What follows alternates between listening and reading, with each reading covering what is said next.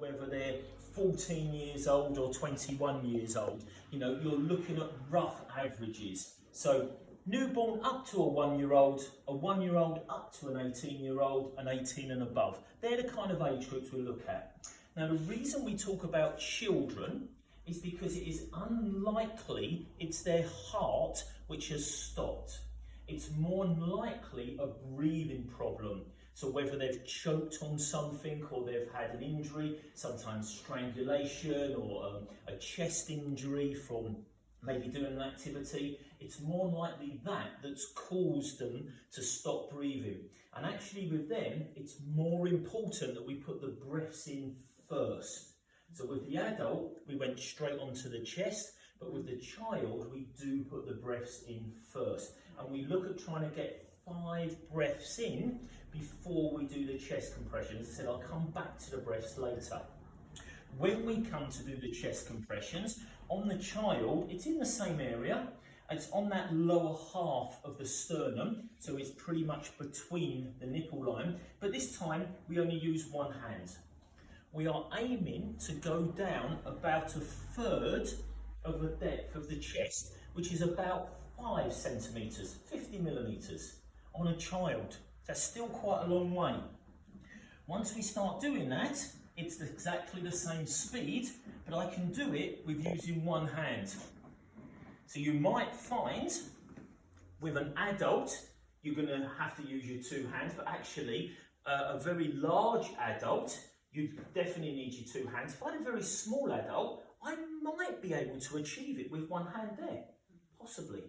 But that would be the difference. So I'd do 5 breaths first, and then I'd get onto my chest compressions. And it would be more important to do the breaths on a child or a younger person, and we'd look at doing 30 compressions, 2 breaths.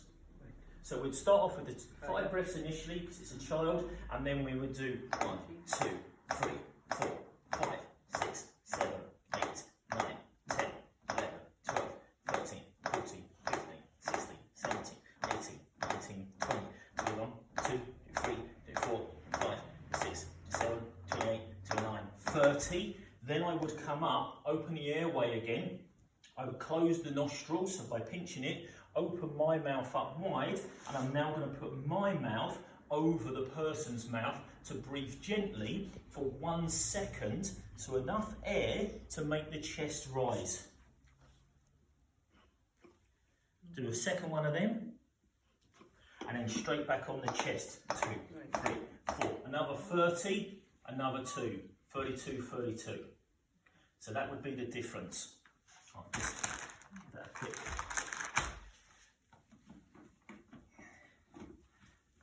There.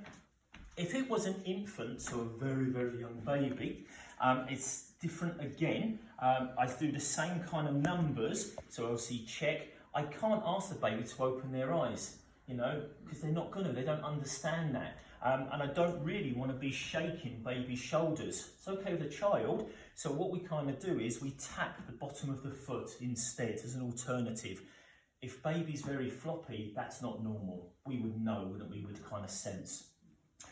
We would then have a go at putting those 5 breaths in. Make sure, again, you've made that kind of like they're not breathing, up to 10 seconds, 999, speakerphone, and then you can start. So it would be 5 breaths, and then we're only going to use 2 fingers to actually compress the chest. Now we do this in a very different way.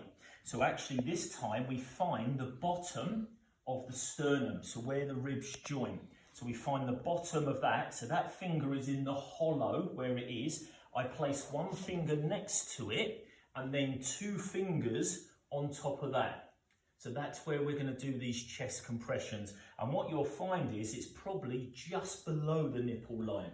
So where on the adult and the child we did it right in the middle, on that lower kind of half of the sternum, find that kind of hollow bit. So 1 finger onto the actual sternum, the ribs, then 2 fingers, and then I can do my 1, 2, 3, 5, 6, 7, 8, 9, 10, 11, 12, 13, 14, 15, 16, 17, 18, 19, 20, 21, 2, 3, 24, 25, 6, 7, 28, 29, 30, and then very gently, so I've only got one finger under there now, and I've got to be careful not to take the head too far back, and then 1 breath, 2 breath. But what I'm finding is my mouth is so big compared to babies, actually it might be easier if I put my whole mouth over baby's mouth and nose. So this time I'm not going to pinch the nose like I did on the child, and I cover the whole area, and a very gentle breath. So no more than 1 second, a very gentle breath, because their lungs are very, very small. And that's all we're going to do, and we're going to keep going. Now, other thing we need to appreciate is the emergency services do things different to us. So when they arrive, they may turn around and say, that was wrong, they were the wrong numbers, or that was different. But they get taught differently, so they use different numbers. I'm not even going to tell you what their numbers are, so I don't want to confuse you. We're going to stick to only chest compressions or 30 to 2. They will use different numbers, and they will do things in a slightly different way. So they've got to accept how we do it, nice and basic, because we're in the community. Happy with that?